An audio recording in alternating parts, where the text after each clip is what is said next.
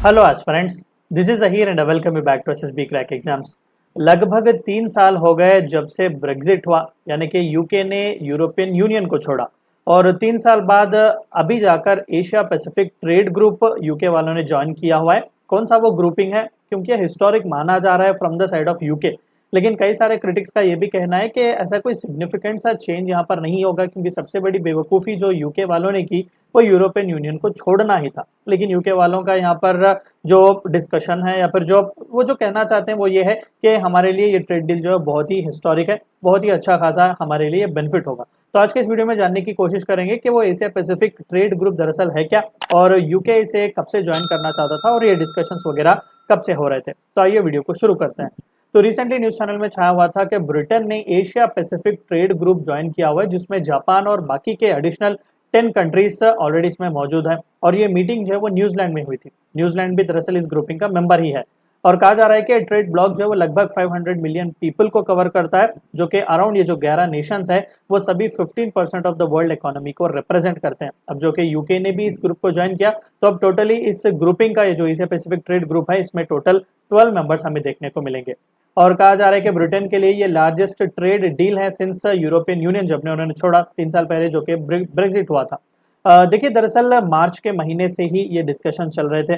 Britain चाहता था कि वो इस ब्लॉक को ज्वाइन करे, और 2 साल के नेगोशिएशंस के बाद दरअसल ये पूरा फुल फ्लेज्ड हुआ है। 2018 में दरअसल इस ट्रेड ब्लॉक को एस्टैब्लिश किया गया था। मैं आपको उस ट्रेड ब्लॉक के बारे में थोड़ा बहुत बताऊंगा। ब्रिटेन के ट्रेड मंत्री केमी ने ऑलरेडी कहा कि ये बहुत ही मॉडर्न और एम्बिशियस अग्रीमेंट हम मान रहे हैं, क्योंकि ऑलरेडी 500 मिलियन ब्रिटन्स जो है, ये जितने भी 11 कंट्रीज हैं वहाँ के कॉर्पोरेट कंपनीज वगैरह में ऑलरेडी ब्लॉक के मेंबर नेशंस काम कर रहे हैं। तो जाहिर सी बात है कि हमारे लिए बहुत ही अच्छी एक अपॉर्चुनिटी है। और ईयू के छोड़ने के बाद यूके वालों ने ऑलरेडी इस तरीके के major trade deals bilaterally sign किए हुए थे ऑस्ट्रेलिया और न्यूजीलैंड के साथ। अब इस थोड़ा बहुत इस एशिया पैसिफिक का ट्रेड ग्रुपिंग के बारे में बात करते हैं। इस एशिया पैसिफिक ट्रेड ग्रुप का नाम दरअसल CPTPP है। इसका फुल फॉर्म देख लीजिएगा, comprehensive and progressive agreement for trans Pacific partnership, जिसे CPTPP कहा जा रहा है। देखिए, दरअसल इसके बारे में थोड़ा बहुत बैकग्राउंड बता दूं। 2016 में ही इसके बारे में डिस्कशन स्टार्ट हुए थे। USA, Japan, Canada, Mexico, Australia, New Zealand जैसे कंट्रीज ने मिलकर एशिया पैसिफिक रीजन में खासकर चाइना के डोमिनेंस को यहाँ पर टैकल करने के लिए इस तरीके का एक फ्री ट्रेड एग्रीमेंट बनाने की उन्होंने कोशिश की। लेकिन जैसा ही डोनाल्ड ट्रंप यहाँ पर आए हुए थे इलेक्शन जीतकर, इमीडिएटली उन्होंने इस डिस्कशन में से यूएस को बाहर निकाला हुआ था।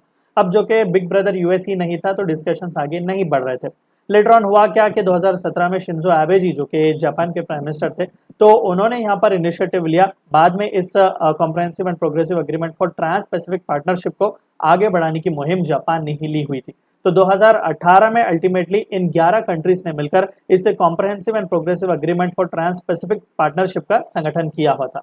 तो करेंटली यहाँ पर 11 मेंबर्स हमें देखने को मिलते हैं, जहाँ पर ऑस्ट्रेलिया, ब्रुनेई, कनाडा, चीन, Japan, Malaysia, Mexico, New Zealand, Peru, Singapore और वियतनाम है। यहाँ पर ग्रीन कलर शेडेड जितना भी रीजन आप देख रहे हैं, ये सभी दरअसल इसी CPTPP के मेंबर्स हैं। और अब 12th नेशन यूके यहाँ पर ज्वाइन हुआ। पर्पस क्या है इस कॉम्प्रहेंसिव ट्रेड पार्टनरशिप का? सबसे पहला तो वो टैरिफ्स को रिड्यूस करना चाहते हैं सिग्निफिकेंटली, या फिर पूरी तरीके से एलिमिनेट करना चाहते हैं।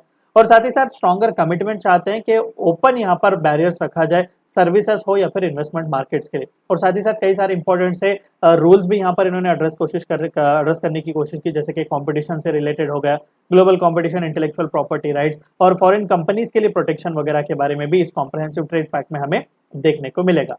दरअसल जैसे कि मैंने कहा कि ये पूरा एशिया पैसिफिक ट्रेड ग्रुपिंग जो है वो चाइना के डोमिनेंस को, जो चाइना असर्ट करने की कोशिश कर रहा है, उसके खिलाफ ही यहाँ पर ये ग्रुपिंग बनाया गया था। और ऑलरेडी बीजिंग यानी कि चाइना वालों ने भी अप्लाई किया हुआ है कि हम भी इस ट्रेड पार्टनरशिप में हिस्सा लेना चाहते हैं, along with Taiwan, Ukraine, Costa Rica, Uruguay और इक्वेडर।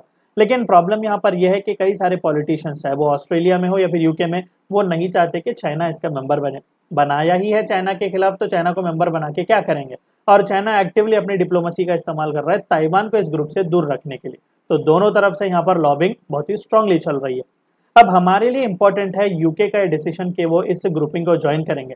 देखिए, यूके की सरकार का कहना यह है कि इस एशिया पैसिफिक ट्रेड ग्रुपिंग को ज्वाइन करने के बाद कई सारे ट्रैफिक टैरिफ जो है हमारे कम हो जाएंगे, खासकर यूके के एक्सपोर्ट्स को लेकर, जो कि हम एशिया पैसिफिक कंट्रीज को मिल करते हैं। और इस यूके की मेंबरशिप के बाद इस ट्रेडिंग ब्लॉक की भी ना उसका पोटेंशियल भी बढ़ जाएगा। यानी कि पहले जो 11 कंट्रीज थे अब 12 कंट्रीज हो गए। अब इन 12 कंट्रीज का कंबाइंड जीडीपी 12 ट्रिलियन पाउंड्स का हो जाएगा और लगभग हम 12 कंट्रीज मिलकर 15% ऑफ द ग्लोबल ट्रेड को रिप्रेजेंट कर सकते हैं। और सिंस 2020 जब से ब्रेक्सिट हुआ है, ब्रिटेन पूरी तरीके से अपने टाइज को पैसिफिक रीजन के साथ और भी स्ट्रेंथन करना चाहता है। पर्पस यही भी आप कह सकते हैं कि ग्लोबल ब्रिटेन की एक स्ट्रेटजी लेकर आगे बढ़ना चाहते हैं, सिंस ईयू की मेंबरशिप पिछले 50 साल बाद जब उन्होंने गिव अप की हुई है। देखिए, नो डाउट ईयू जो था वो सिंगल लार्जेस्ट मार्केट और कस्टम्स यूनियन का ब्लॉक कह सकते थे, जो कि यूके ने लीव किया हुआ था।